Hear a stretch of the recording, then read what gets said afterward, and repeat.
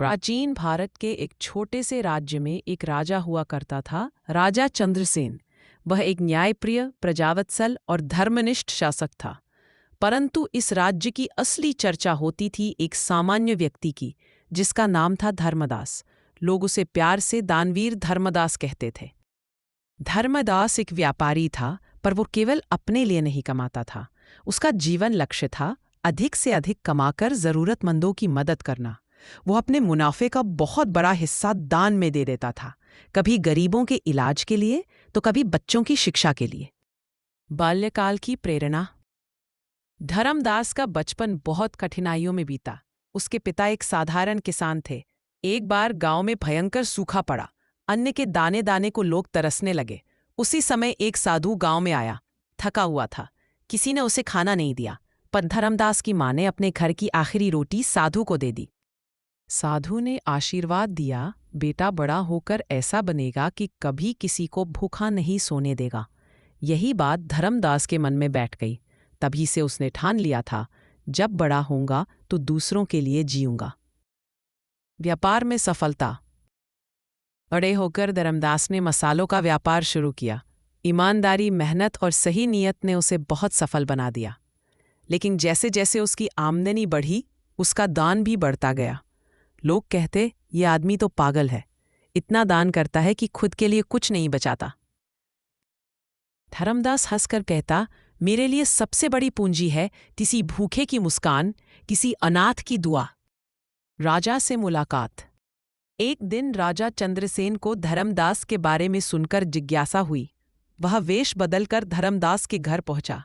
देखा, धर्मदास खुद साधारण कपड़े पहनता है, मिट्टी के घर में रहता रहे, लेकिन दरवाजे पर जरूरतमंदों की भीड़ लगी है। कोई कपड़े मांग रहा है, कोई दवा, कोई नौकरी। धर्मदास सबको धैर्य से सुनता और यथासंभव मदद करता। राजा चकित रह गया। उसने अपना वेश त्यागा और बोला, मैं राजा चंद्रसेन हूं। आज तक मैंने ऐसी सेवा भावना किसी में नहीं देखी। तुम तो इस राज्य के रत्न हो।